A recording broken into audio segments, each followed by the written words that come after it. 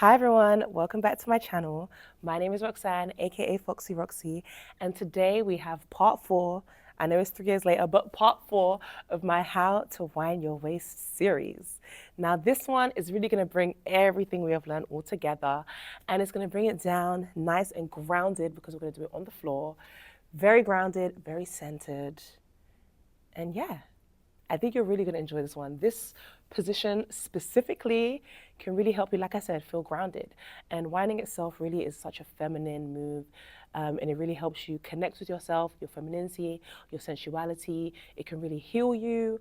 When you move the hips, a lot of trauma, especially for women, is stored in the hips. So it's really good to move it, like whining, twerking, walking, bubbling. Everything is really good for releasing that trauma, releasing that stress. So yeah, let's de-stress and compress. If you want to see some videos of some amazing people that I love, you can definitely check out Royal G. She is amazing. And I'm sure if you haven't seen her before, where have you been? Her videos, like a lot of them went viral around 2020, 2019, even before that. She is the whining queen. She has the smoothest, most fluid whine, 100,000 million times better than mine. So you should definitely check her out if you want some inspiration. She has a lot of different ways on doing it. And yeah, I'm just going to teach you what I know. And yeah, make sure you feel great and confident afterwards. That's the main thing for me with all of my videos, all my classes, all my workshops, everything. I just want you all to feel good when you do these things. So let's get into preparation before we get into it. Now, if you have a hard floor, like the one I have right here, I would suggest you get like a yoga mat and put it on the floor so you can rest your knees and your ankles on there. Because we're going to be sitting in this position for quite some time, it's going to start to feel a little bit uncomfortable if it's really a hard surface. If you don't have a yoga mat, you can try a towel. I don't have either of those, so I'm wearing my knee pads right here. I have nothing on my feet, so pray for me, but I'll be fine. And yeah, as for your attire, you can wear whatever you want. You can wear leggings, you can wear shorts, you can even wear a skirt, honestly. But the best thing that you can wear to really accentuate the movement is a scarf. And you want to tie the scarf loosely around your waist like I have here.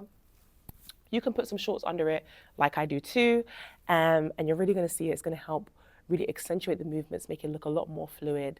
And yeah, it's also just nice to whine in something that is a bit more loose, I feel like. Sometimes when it's tight, I don't know, I also feel a bit tight in my body. But like I said, it's completely up to you. It's all about what's comfortable for you. So let's start already. All right, guys, so I can see you, you can see me from the front and from the back. So let's get into our positioning. How do we want to sit in this position? There are various ways you can sit depending on your abilities. However, before we even start getting into this, because we're going to sit with our knees open, you kind of want your hips to be a bit more loose. So I would suggest doing a warm-up of some kind. The best warm-up you could do is my hip flexibility routine. It's really going to help you open your hip flexors, and yeah, make this position a little bit more comfortable, especially if you're really not used to sitting in this position. It can get a little bit strenuous as time goes by. So yeah, that's that. So what you can do, you want to sit with your knees wide, definitely knees wide, not close together. You can sit either on your ankles, but of course, over time, the weight can get a bit much. If that is the case, you can rest your weight on your hands, either at the back or at the front. If this sometimes can get a bit too much, then you can also sit on the floor. So I'm sitting in between my feet rather than on my feet. Now for this one, because I don't have a mat on the floor, I'm gonna have my hands in the front just so I can offset a little bit of the weight from my feet into my hands. It can either go at the front or at the back. I would suggest the front is a bit better because you can really get a good opening of the hip. Your feet want to rest literally just outside your hips. We don't want to be like here because it's going to feel a little bit tight. Yes, we want to rest nice and here. I'm just going to come back a little bit. I feel like I'm so close to the mirror. And we are going to start just isolating each hip. So I'm squeezing my glutes side to side. That's just to help with the opening of the hips. And you're already going to start to see that movement and that fluidity going side to side. You also don't have to sit as wide as I am. You can come a bit more close. Like I said, just find the position that's comfortable for you and work into it.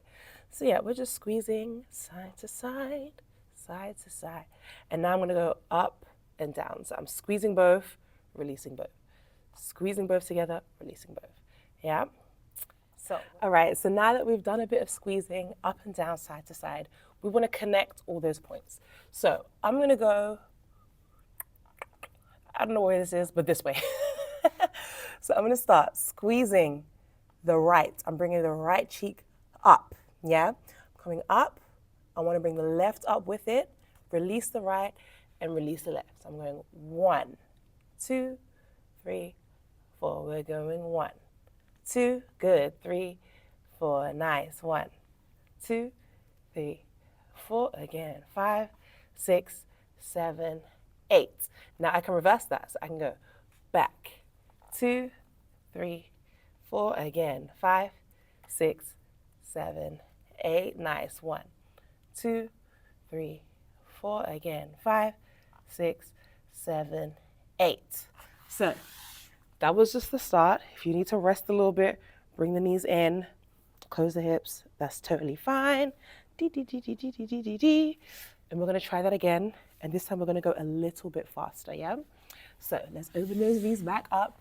If you wanna have the weight in the front or the back, it's up to you.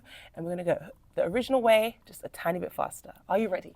We go 5, 6, 7, 8. We're going 1, 2, 3, 4. We're going 5, 6, 7, 8. Lift it up. 2, 3, 4, 5, 6. Reverse it other way. We go 1, 2, 3, 4, 5, 6, 7. Nice. 1, 2, 3, 4, 5, 6, 7, 8. Whew. Guys, my feet are killing me. And I'm doing all of this for you. All right, so now that you've tried that a couple of times, let's get into some tips and tricks just to accentuate that move and make it a little bit bigger. So the first thing with whining is you always want to think, with any dance style, you always want to think about what your prettiest position is, and you always want to accentuate that position the most. Now with this move, the prettiest position is when we are arched, pushing up.